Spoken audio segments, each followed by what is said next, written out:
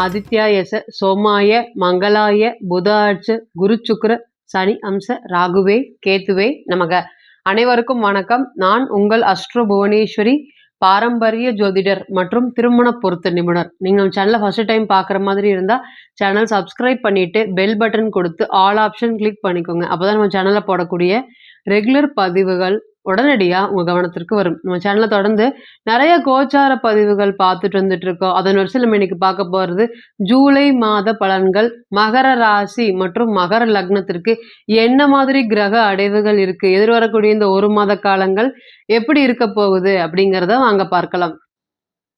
மகர ராசி மற்றும் மகர லக்னத்திற்கு லக்னாதிபதியான சனீஸ்வர பகவான் லக்னத்துக்கு 2ல் பார்த்தீங்கன்னா வக்ரம் அடைய போறாரு. அதே போல லக்னத்துக்கு முயற்சி ஸ்தானத்துல ராகு பகவான், லக்னத்துக்கு 4ல் செவ்வாய் பகவான், லக்னத்துக்கு 5ல் குரு பகவான், லக்னத்துக்கு 6ஆம் வீட்டுல சூரிய பகவான், சுக்கிர பகவான் மற்றும் புதன் பகவான், லக்னத்துக்கு பார்த்தீங்கன்னா ராசிக்கும் 9ஆம் இடமான பாக்கிய ஸ்தானத்துல கேது பகவான் அமைஞ்சிருக்காங்க. 15/7/2024 மேல செவ்வாய் பகவான் குரு பகவானுடைய இணையறாரு உங்களோட ராசிக்கு 5ஆம் இடமான பஞ்சம ஸ்தானத்துல. அதே போல சுக்கிர பகவான், சூரிய பகவான் மற்றும் புதன் பகவான் 17/7/2024 மேல கடகத்துக்கு பயிற்சி அடைய போறாரு. உங்களோட ராசிக்கு 7ஆம் பாவகத்துல பயிற்சி அடைய போறாரு. முதல்ல மகர ராசி மற்றும் மகர லக்னம். காலபுருஷனுக்கு இது 10வது வீடு. இங்க சனீஸ்வர பகவான் மூலத்திரிகோணம் பலம் பெறக்கூடிய வீடு. குரு நீசமாகறாரு. இந்த ராசியை பொறுத்தவரை பார்த்தீங்கன்னா அதிபயங்கர புத்திசாலிகள் அப்படின்னு சொல்லலாம். எந்த ஒரு விஷயத்தையுமே யோசிச்சு அலசி ஆராய்ஞ்சு தான் முடிவெடுப்பாங்க. 10 விஷயம் சொன்னா முதல் விஷயங்கள் கரெக்டா பண்ணிட்டு மட்டும்தான் அதுக்கு அடுத்து இருக்கக்கூடிய ஒரு விஷயங்களையுமே அடுத்தடுத்து பண்ணுவாங்க. இந்த அவசரப்படுறது, அதே போல எந்த ஒரு விஷயத்தையுமே அடுத்தவங்க கிட்ட சொல்லி பெருமைப்படுறது, இது எல்லாமே மகரத்துக்கிட்ட கிடையுமான்னு கேட்டீங்கன்னா கிடையாது. கடினமான முயற்சிகள், கடினமான உழைப்பாளிகள் அப்படின்னு சொல்லக்கூடிய ராசி. எந்த அளவுக்கு கடகம் பார்த்தீங்கன்னா சலனம் இருக்கோ அதே அளவுக்கு மகரத்திலேயே சலனம் இருக்கு. ஒரு செல்ஃபிஷ்னஸ் இல்லாத ராசி. மகரம் கும்பம் கம்பேர் பண்ணணுமா, கும்பத்துல சனீஸ்வர பகவான் மூலத்திரிகோணம் பலம் பெறதுனால விவரமா இருப்பாங்க. நம்ம மகரம் பார்த்தீங்கன்னா ஏமாளியா இருப்பாங்க. எந்த ஒரு விஷயத்தையுமே சீக்கிரம் மற்றவங்களை நம்பிடுவாங்க. நம்புறதுனாலே பார்த்தீங்கன்னா நிறைய பிரச்சனையை சந்திப்பாங்களா அப்படின்னு கேட்டீங்கன்னா சந்திப்பாங்க. எந்த ஒரு சூழ்நிலையிலுமே பார்த்தீங்கன்னா இழக்கக்கூடாததை 7.5 சனி காலத்துல இழப்பாங்களா அப்படின்னு கேட்டீங்கன்னா கண்டிப்பாக இழப்பாங்க. இந்த ராசிக்கு அஷ்டமஸ்தானத்துல சனி பகவான் சம்மந்தப்படும் போது எப்படி இருக்கோ அதே போலதான் பார்த்தீங்கன்னா ராசியிலே ஜென்ம சனி. ராசிக்கு 4ஆம் அதிபதி குரு பகவான் 4ஆம் இடத்தோடு சேர்ந்து ராகுவோடு கடுமையாக பாதிப்படைஞ்சிறப்ப இந்த கடந்த 1.5 வருட காலங்களாக 2 வருட காலங்களாக எதுவுமே நல்லது நடக்கவே இல்லை. மகரம் பார்த்தீங்கன்னா முழுவதும் மனசளவில் கடுமையாக பாதிப்படைஞ்சிருக்காங்க. எது முக்கியம் அப்படின்னு நோக்கி ஓடுனாங்களோ அது எல்லாமே இன்னைக்கு சரிஞ்சு விழுந்துருச்சா அப்படின்னு கேட்டீங்கன்னா கண்டிப்பா இருக்கு. அதே போல இந்த ஒரு மிடில் ஏஜ்ல 25 வயசு 30 வயசுலேருந்து நல்லா வளர்ற ஊர்ல யாருமே விழிக்காததுக்கு முன்னாடியே பார்த்தீங்கன்னா நான் பொருளாதாரத்தில் நல்ல உயர்வான நிலைக்கு வருது, இந்த பணத்தை எல்லாமே மிச்சம் பண்ணியிருப்பாங்களா அப்படின்னு கேட்டீங்கன்னா கண்டிப்பாக மிச்சம் பண்ணியிருக்க மாட்டாங்க. சுற்றி இருக்கவங்க கூட எப்பவுமே ஒரு என்டர்டைன்மெண்ட்டா இருந்து அவங்களுக்கும் பணம் செலவு பண்ணக்கூடிய மனப்பான்மை. டெய்லி 200 ரூபா 300 ரூபா பார்த்தீங்கன்னா யோசிக்காம செலவு பண்றது. அதே போல தன்னுடைய வீட்டில் இருக்கவங்க குடும்பத்தில் இருக்கக்கூடிய நபர்கள் எல்லாமே படிக்க வைக்கிறது. கண்டிப்பா எப்பவுமே சனீஸ்வர பகவான் படிப்புக்கு அதிகமா உதவி பண்ணுவாரா அப்படின்னு கேட்டீங்கன்னா உதவி பண்ணும். அப்ப இந்த ராசியில பிறந்தவங்க எல்லாருமே யாராவது பார்த்தீங்கன்னா எனக்கு படிக்கிறதுக்கு வழி இல்லை, அப்பா அம்மா சரியில்லை, அதனால நல்லா படிக்கல அப்படின்னு சொன்னாவே ரொம்பவே அனுதாபப்படுவாங்களா அப்படின்னு கேட்டீங்கன்னா கண்டிப்பா அனுதாபப்படுவாங்க. அதனால குடும்பத்தில் இருக்கக்கூடிய யாராவது நபர்களை படிக்க வச்சு வாழ்க்கையில உயர்த்திருப்பாங்களா அப்படின்னு கேட்டீங்கன்னா கண்டிப்பாக உயர்த்திருப்பாங்க. இந்த 7.5 சனி காலத்துல உயர்ந்தவங்க எல்லாருமே இவங்களை ஏணியா போட்டுதான் மிதிச்சாங்க. என்னென்ன யார் எப்படி வரணும்னு நினைச்சாங்களோ அவங்க எல்லாருமே இன்னைக்கு அதே மாதிரி வந்தாங்க. ஆனா இவங்க ஏற்றி விட்ட ஏணியாக அதே இடத்துல இருக்கிறத பார்க்க முடியுது. நிறைய மன அழுத்தங்கள், பண ஸ்ட்ரெஸ், கொடுக்க வேண்டிய பணம் எல்லாமே வர முடியாத ஒரு சூழ்நிலை, எதிர்பார்த்த இடத்துல பணம் வர முடியாத ஒரு சூழ்நிலை. எங்கே பார்த்தீங்கன்னா வாழ்க்கையை ஸ்டார்ட் பண்ணினீங்களோ அதே இடத்துல நிற்கக்கூடிய ஒரு சூழ்நிலைகள் ஏற்பட்டுருச்சா அப்படின்னு கேட்டீங்கன்னா ஏற்பட்டிருக்கும். கனவு மாதிரி ஒரு 50 லட்ச ரூபா சம்பாரிச்ச ஒரு கனவு மாதிரி திருப்பி அதே மாதிரி போயிருச்சு அப்படிங்கிற மாதிரி கையில நிற்கவே இல்லை அப்படின்னு சொல்ற அளவுக்கு அந்த பண பிரச்சனைகள் இப்போ தாண்டவம் ஆடுமா அப்படின்னு கேட்டீங்கன்னா கண்டிப்பாக ஆடும்.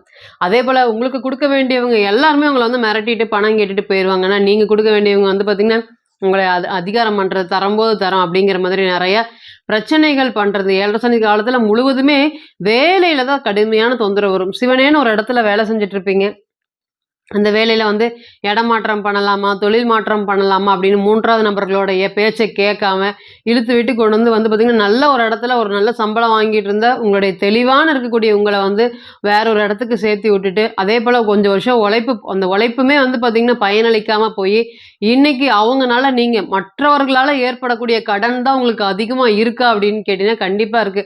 அடைக்க முடியாம தடுமாறுறீங்களா அப்படின்னு கேட்டீங்கன்னா, கண்டிப்பா தடுமாறிட்டு இருக்கீங்க. இன்னைக்கு வந்து பாருங்க ராசிநாதன் 2ஆம் இடத்துல இருக்காரு. எனக்கு குடும்பம் போதும், எனக்கு வருமானம் போதுன்னு சொல்லிட்டு இருக்கீங்க. ஆனா அன்னைக்கு வந்து பார்த்தீங்கன்னா, அசால்ட்டா ஏமாந்துட்டீங்களா அப்படின்னு கேட்டீங்கன்னா, கண்டிப்பாக ஏமாந்துட்டீங்க. இன்னைக்கு தான் அந்த ஏமாற்றத்தோட வலி, பணம் மட்டும் தான் எவ்வளோ முக்கியம் அப்படிங்கிற அந்த வலியை தெரிஞ்சிருக்கீங்களா அப்படின்னு கேட்டீங்கன்னா, கண்டிப்பாக தெரிஞ்சிருக்கீங்க. எல்லாம் தெரிஞ்சு என்ன பண்றது? இன்னைக்கு என்னால சம்பாரிக்க முடியல அப்படிங்கிற ஒரு டெய்லியும் வந்து பார்த்தீங்கன்னா, 10 நிமிஷம் மேல பேசினாவே அழுதுருவீங்களா அப்படின்னு கேட்டீங்கன்னா, கண்டிப்பாக அழுதுருவீங்க. அந்த அளவுக்கு தான் மகரத்தோடைய பொருளாதார நிலை இருக்குதா அப்படின்னு கேட்டீங்கன்னா, கண்டிப்பாக இருக்கு. இனி வரக்கூடிய காலங்கள் எப்படி இருக்கு? ஏன்னா உங்களுக்கு சொல்லவே தேவையில்ல. ராசிக்கு 6ஆம் பாவத்துல 3 கிரகங்கள் போன மாசம் கோச்சாரம் வந்து பார்த்தீங்கன்னா, இந்த கடன் பிரச்சனையால கடுமையாக இருந்ததா அப்படின்னு கேட்டீங்கன்னா இருக்குது. இதனால என்னுடைய புத்திசாலித்தனமே எனக்கு வந்து பார்த்தீங்கன்னா, என்னுடைய புத்தி எனக்கு பயன்படாம போயிருச்சு. இந்த கடன வந்து எப்படி அடைக்கிறது? இவங்க யாரு வருவாங்க? இவங்களுக்கு எப்படி பதில் சொல்றது? இந்த மாதிரி தான் போயிட்டு இருந்ததா அப்படின்னு கேட்டீங்கன்னா, கண்டிப்பாக போயிட்டு இருந்தது.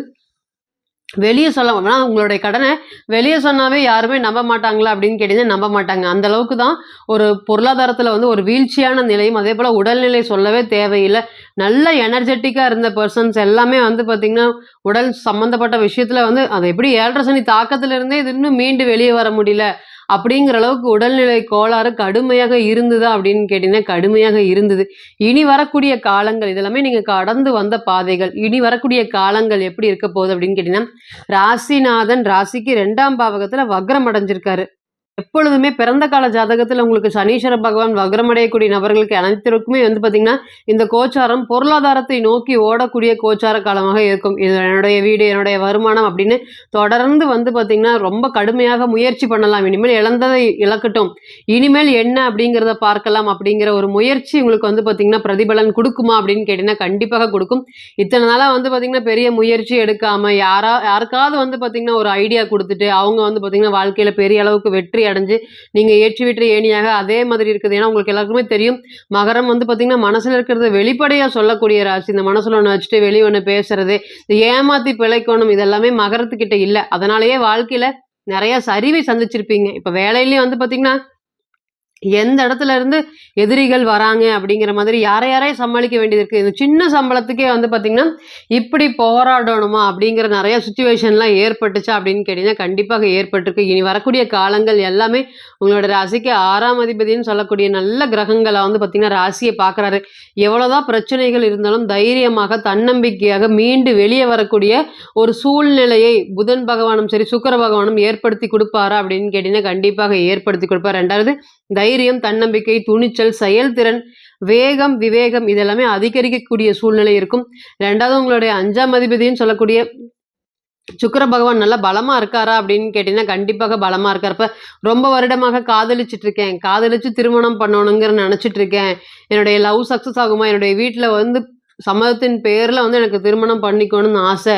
அதுக்கு உண்டான நேரம் பார்த்துட்டு இருக்கேன். இந்த நேரம் சொல்வதன் மூலியமாக வீட்ல வந்து பார்த்தீங்கன்னா, ஒரு சம்மதம் கிடைக்குமா? அப்படிங்கிற மாதிரி கேட்கக்கூடிய நபர்கள் அனைவருக்குமே இந்த கோச்சார காலங்கள் திருமணத்திற்கு ஒரு நல்ல ஒரு யோகமானதாக இருக்கும். குடும்பத்திற்காகவே அர்ப்பணிச்சு, குடும்பத்திற்காகவே வாழ்ந்த குடும்பத்துக்காகவே இன்னும் வாழ்ந்துட்டு இருக்கிற வந்து பார்த்தீங்கன்னா, மகரம் இனி வரக்கூடிய காலங்கள்ல வந்து பார்த்தீங்கன்னா, நம்ம பட்ட கஷ்டம் ஏன்னா உங்களுக்கு எல்லாருக்குமே தெரியும்.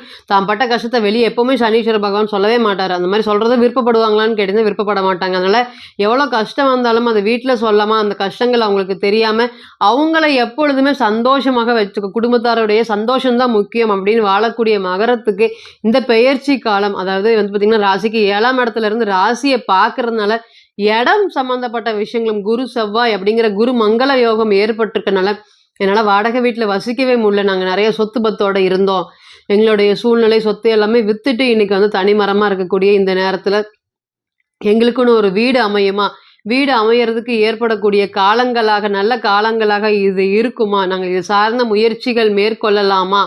அப்படின்னு கேட்கக்கூடிய நபர்கள் அனைவருக்குமே இந்த நேரம் உங்களுக்கு வந்து பார்த்தீங்கன்னா, வீடு சம்மந்தப்பட்ட விஷயங்களும் சரி, வாகனம் சம்மந்தப்பட்ட விஷயங்களுக்கும் சரி, ஒரு யோகம் ஏற்படக்கூடிய காலமாக நிச்சயமா இருக்கும். குடும்ப ஒற்றுமையெல்லாம் சுத்தமா இல்ல. இனி வரக்கூடிய காலங்கள் அனைத்துமே, இது என்னுடைய குடும்பம், என்னுடைய வருமானம் அப்படின்னு நீங்க உறுதியா இருக்கக்கூடிய ஒரு நல்ல ஒரு யோகமான காலம் வந்துருச்சா அப்படின்னு கேட்டீங்கன்னா, கண்டிப்பா வந்திருக்கு. நெறைய கிரகங்கள் ராசிய பார்க்கறதுனால இழந்த தன்னம்பிக்கை எல்லாமே மீட்டெடுத்து இனி தொடர்ந்து போராடுவீங்களா அப்படின்னு கேட்டீங்கன்னா, தொடர்ந்து போராடுவதற்குமே ஜெயிக்கக்கூடிய ஒரு காலமாக இருக்குமா அப்படின்னு கேட்டீங்கன்னா, கண்டிப்பாக இருக்கும். இப்ப நீங்க கேட்டுட்டு இருந்த அனைத்துமே வந்து பார்த்தீங்கன்னா, கோச்சார பலன்கள் தான். 40லிருந்து 60% மட்டுமே பொருந்தும். தனிப்பட்ட ஜாதகத்த நம்ம எடுத்து தசாபுத்தி நடப்பு அந்தரம் கணிக்கும்போது, கிரகம் பெற்ற பலம், பலவீனம் அடிப்படையில பலன்கள் கூடவோ, குறையவோ செய்யும் அப்படிங்கிறதுல ஒருபோதும் மாற்றம் இல்லைங்க. தனிப்பட்ட ஜாதகத்தை நீங்க ஆலோசனை பண்ண விருப்பப்பட்டா, கீழ இருக்கக்கூடிய இந்த நம்பருக்கு கான்டாக்ட் பண்ணுங்க. நான் வணங்கக்கூடிய நரசிம்மர் உங்க எல்லோருக்குமே நல்ல வளமான வாழ்க்கையை ஏற்படுத்தி தர நான் நிச்சயமா பிரார்த்தனை பண்ணிக்கிறேன். மீண்டும் ஒரு பதிவில் உங்களெல்லாம் சந்திக்கும் வரை, உங்களிடமிருந்து விடை பெறுவது உங்கள் அஸ்ட்ரோ புவனேஸ்வரி. நன்றி, வணக்கம்.